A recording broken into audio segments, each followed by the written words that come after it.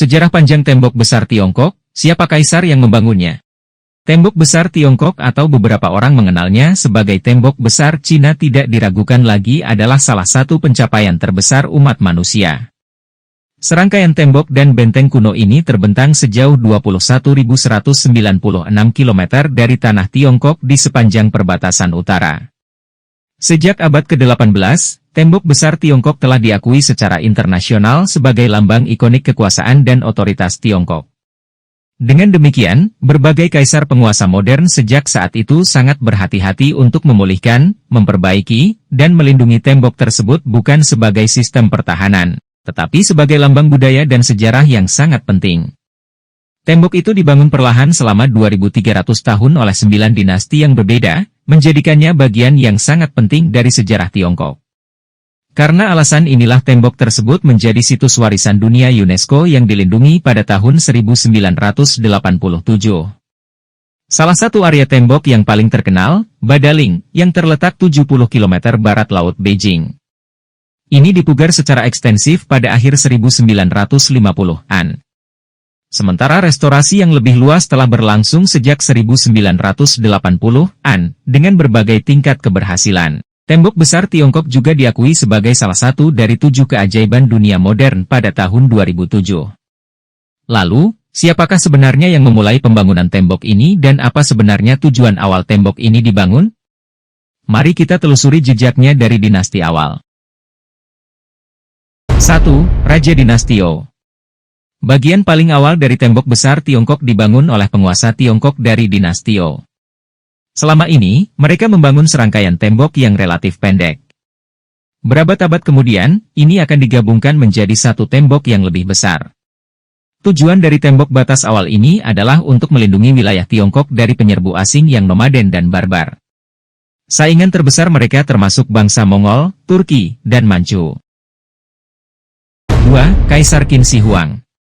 Selama abad ketiga SM dinasti Qin, Kaisar Qin Shi Huang menyusun gagasan tentang tembok besar, pertahanan yang akan menjangkau sebagian besar tanah Tiongkok. Sebagai penguasa pertama Cina yang bersatu, Kaisar Qin Shi Huang mulai membangun tembok pada tahun 221 SM. Di bawah kepemimpinannya, benteng sebelumnya antara negara-negara Tiongkok telah disingkirkan.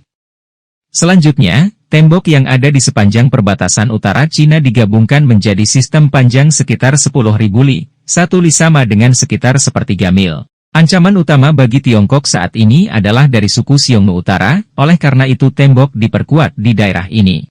3. Dinasti Han. Selama dinasti Han, tembok diperpanjang dan diperkuat. Pada puncak dinasti, tembok itu membentang dari Lop Nur di barat hingga Liaodao di timur. Dengan demikian, tembok besar Cina mencapai sekitar 8.000 km, termasuk cabang dan dinding pendukungnya. Belakangan, selama dinasti Song dan Yuan, tembok itu diserbu oleh orang asing yang menyerang titik terlemahnya. Setelah menemukan jalan mereka, orang-orang Mongolia akhirnya menguasai kekaisaran Tiongkok. Invasi ini meninggalkan tembok besar dalam keadaan yang rusak parah. 4. Jenderal Qi Jiguang dan dinasti Ming. Dinasti Ming adalah periode yang berbuah dalam sejarah Tiongkok. Penduduk asli Han yang tersisa menggulingkan penguasa Mongol dan merebut kembali jantung mereka, sehingga memunculkan era Ming. Selama dinasti inilah tembok besar Cina seperti yang kita kenal sekarang dimulai. Pada tahun 1474, Jenderal Qi Jiguang mengawasi pembangunan bagian tembok besar yang paling terkenal dan terpelihara, mulai dari Shanhaiguan hari ini di Hebei hingga Juyongguan di Beijing. Pada zaman Ming, ini adalah rumah bagi suku penunggang kuda nomaden. Prajurit yang menakutkan ini telah menyerang dan menjarah Tiongkok selama berabad-abad.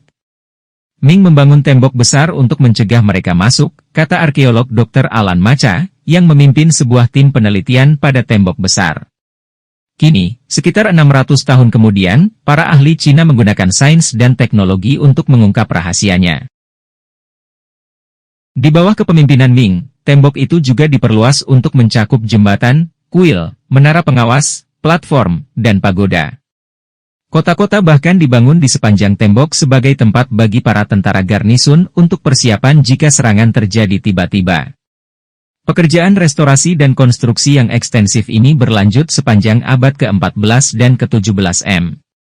Kemudian pekerjaan restorasi juga diselesaikan oleh dinasti-dinasti baru berikutnya. Tembok itu adalah pertahanan yang terbuat dari berbagai bahan, batu, tanah kompak, bata, yang dibangun atas perintah kekaisaran untuk melindungi kekaisaran dari invasi, kata William Lindsay, seorang warga Inggris yang telah mengabdikan sebagian besar masa dewasanya untuk menjelajahi dan mempelajari tembok besar, seperti yang dilansir The New York Times. Orang Cina memiliki sejarah panjang membangun tembok, berasal dari periode negara berperang, dan mungkin ada 20 tembok dalam sejarah bangsa. Namun dalam terminologi Tiongkok, tembok besar dianggap sebagai satu proyek pertahanan berkelanjutan.